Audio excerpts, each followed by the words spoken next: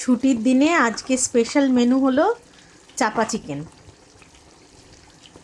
কিন্তু চিকেনটা আজকে আরেকটু ভালো করে রান্না করছি।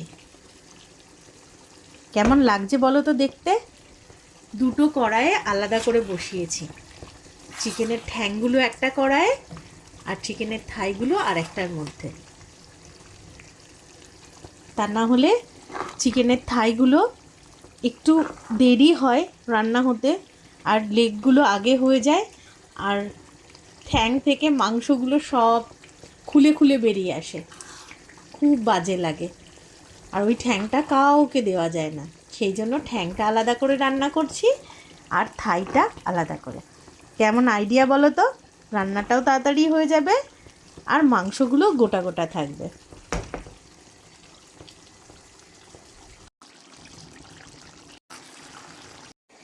আইডিয়াটা কেমন লাগলো? ভালো লাগলে জানাতে কিন্তু ভুলো না। অপেক্ষায় থাকবো তোমাদের কমেন্টসের।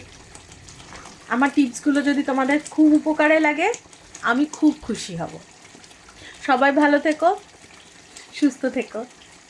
বাই এখনকার মতো।